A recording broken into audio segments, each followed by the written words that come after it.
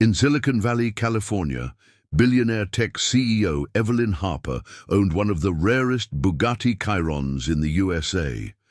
The car wasn't just transportation, it was a symbol of her success. One morning, as she prepared for a major board meeting, the Bugatti refused to start, displaying no warnings or errors at all. Evelyn immediately contacted Bugatti's elite service network. Within hours, a team of highly paid engineers arrived with advanced diagnostic tools, laptops, and proprietary software. They scanned every system, checked the battery, sensors, fuel delivery, and software logs.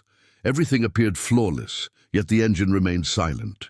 Over the next 2 days, more specialists were flown in from New York and Detroit.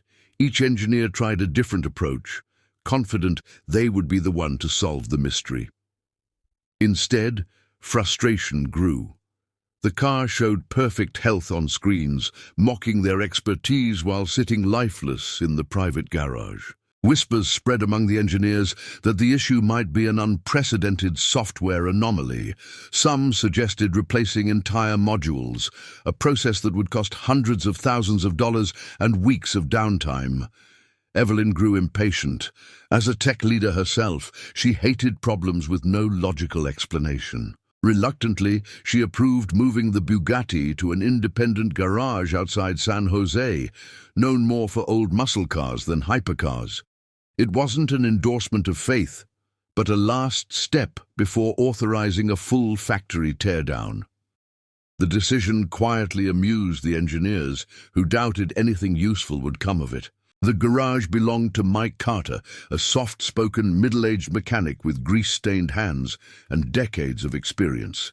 He didn't have a flashy website or certifications framed on the wall. Locals trusted him because he fixed what others couldn't, not because he advertised it. When the Bugatti arrived, Mike didn't rush to open a laptop or plug in scanners. He walked slowly around the car, studying it like a puzzle. He asked the transport driver one question only: what happened right before it stopped working? Then he nodded, already forming a theory. Inside the garage, Mike requested complete silence. No engineers, no observers, no computers, just tools, light, and time. The request sounded strange, almost disrespectful to modern automotive science. Still, curiosity and desperation convinced Evelyn's team to agree. Mike opened panels carefully, listening, touching, smelling. He paid attention to tiny details the diagnostics ignored: subtle resistance in a line, a delay in a response. To him, the car wasn't data, it was behavior. And something about that behavior felt familiar. As the hour passed, outside the garage, the engineers debated what could possibly be learned without software. None of them realized that experience, sharpened over decades, was already uncovering what their machines had missed. Inside, Mike reached behind the firewall, confident the real problem was finally within his grasp. Mike reached behind the firewall and removed a small, custom-installed security sensor most people would never notice. It wasn't listed clearly in the diagnostic system, and that was the problem. The component had been added during a limited production run and was designed to protect against theft through software overrides. After a recent firmware update, the sensor no longer synchronized correctly with the main control unit. To the computer, everything looked normal. To the engine, it was a silent lock. Mike had seen similar issues years earlier on experimental race vehicles and boutique European cars. He disconnected the sensor, cleaned the contacts, and reprogrammed its manual failsafe using a simple analog method. Then he reconnected everything, stepped back, and turned the key. The Bugatti's engine exploded to life, deep and powerful, echoing through the garage. Outside, the engineers froze. Some rushed forward, convinced it was a coincidence. Mike calmly restarted the engine twice more and explained exactly why the issue happened, how long it had been building, and why diagnostics couldn't detect it. The silence that followed was heavy. Evelyn Harper arrived moments later, expecting another update filled with excuses. Instead, she heard the unmistakable roar of her Bugatti. Shock crossed her face as she saw Mike standing beside the car, hands dirty, expression calm, as if nothing extraordinary had occurred.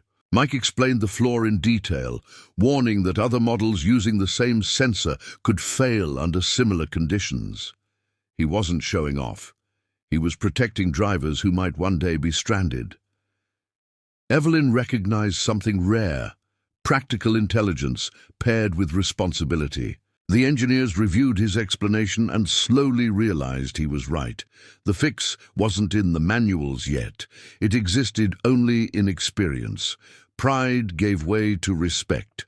One by one, they admitted they would have never found the issue in time. Evelyn personally thanked Mike and offered him a consulting role within her automotive AI division. She wanted his intuition, his pattern recognition, and his understanding of machines beyond code. Mike hesitated. He loved his garage, his routine, and his quiet life. In the end, he accepted a limited advisory role, refusing a full executive position. He wanted to teach, not replace anyone. Word of the incident spread across the USA, shared in tech circles and automotive forums alike. The story became a lesson repeated often. Technology is powerful, but experience gives it direction. Mike returned to his garage the next morning, unlocking the door as always, proving that true mastery doesn't need recognition to exist. It simply works when it matters most.